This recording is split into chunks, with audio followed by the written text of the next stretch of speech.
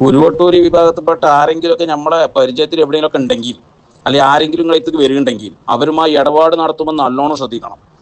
ഇപ്പം വേണ്ടപ്പെട്ട ആരെങ്കിലും കൂട്ടത്തിൽ ഒരു കുരുവട്ടൂരി ഉണ്ടെങ്കിൽ വീടിൻ്റെ സ്ഥലത്തിൻ്റെ രേഖകൾ ഓലെ കയ്യിൽ പെടാതെ സൂക്ഷിച്ചോടി.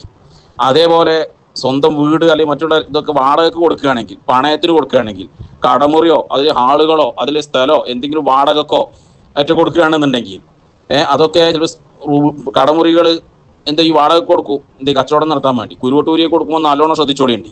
അതേപോലെ പൈസ കടം കൊടുക്കുകയാണെങ്കിൽ, സ്വർണം, വാഹനങ്ങൾ ഇത് പണയത്തിന് കൊടുക്കുകയെ കടം കൊടുക്കുകയെ അതല്ലെങ്കിൽ വായ്പ കൊടുക്കുകയൊക്കെ ചെയ്യുകയാണെങ്കിൽ നല്ലോണം ആലോചിച്ചോടി. അത് കൊടുക്കുന്നതിന് മുമ്പ് 10 വട്ടമല്ല 100 വട്ടം ആലോചിച്ചതിന് ശേഷം മാത്രം കൊടുത്താൽ മതി. അല്ലെങ്കിൽ പണി പോളും മക്കളെ. കാരണം എന്താണെന്ന് വെച്ചാൽ ഇതൊക്കെ ഈ പേരും പറഞ്ഞ് നമ്മുടെ അടുത്തേക്ക് വരിക. പക്ഷേ ഇതൊക്കെ ഇവരെ ഷെയ്ഖിന്റെ ഉടമസ്ഥതയിലുള്ള സാധനമാണല്ലോ. ഇവര് പറയാണ് ഇതൊക്കെ ഈ ഔലിയാക്കൾ എന്ന് പറഞ്ഞ ആൾക്കാരെ ഓല ഉടമസ്ഥതയിലുള്ളതാണ്, ഓല ഔദാര്യത്തിലെ നമ്മൾ ഉപയോഗിക്കണം, ഓല് ചോദിച്ചാണ് കൊടുക്കേണ്ടി വരുമെന്ന്.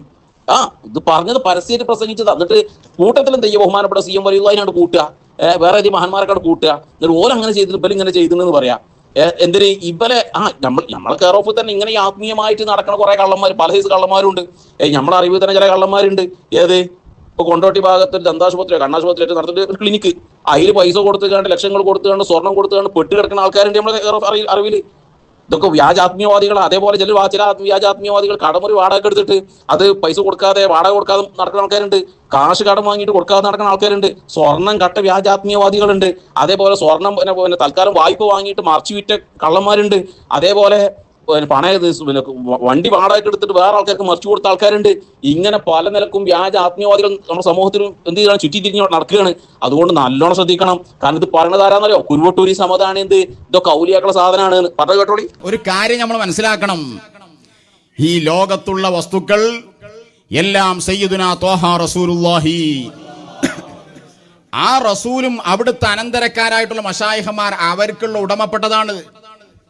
അവരൊരു സാധാ പൊതുവായിട്ടുള്ള നിയമങ്ങൾ അംഗീകരിച്ചു പോവുകയാണെങ്കിൽ നമ്മൾക്ക് ഔദാര്യം അല്ലേ? അവർക്ക് ഇതെല്ലാം പിടിക്കുവാനുള്ള അവകാശമുണ്ട്. കാരണം ഇതെല്ലാം അവർക്ക് വേണ്ടിയാണ് അല്ലാഹു സുബ്ഹാനഹു വ തആല സംവിധാനിച്ചിട്ടുള്ളത്. ഇത് നമ്മൾ ശരിക്കും മനസ്സിലാക്കണം.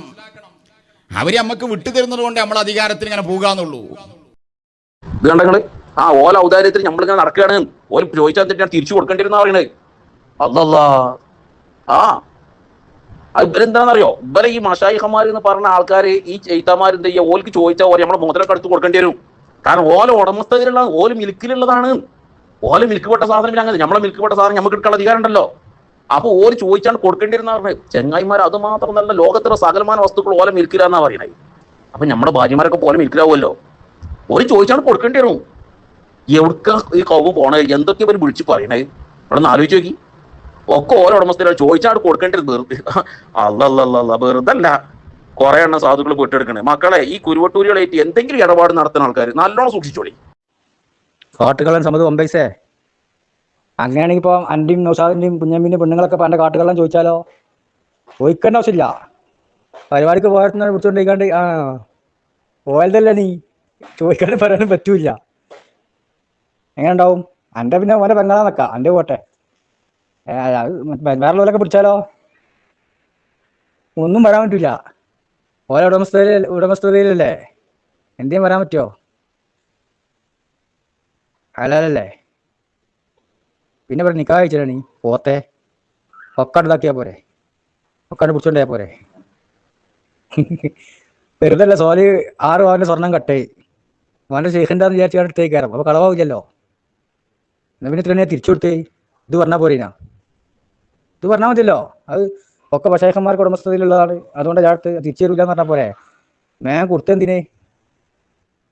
കുട്ടീൻ്റെ അടുത്ത് കൊടുത്തിട്ട് തിരിച്ചു കൊടുത്തേച്ചല്ലോ. വേറെ വരെ പണിക്കും പോയിക്കോടി.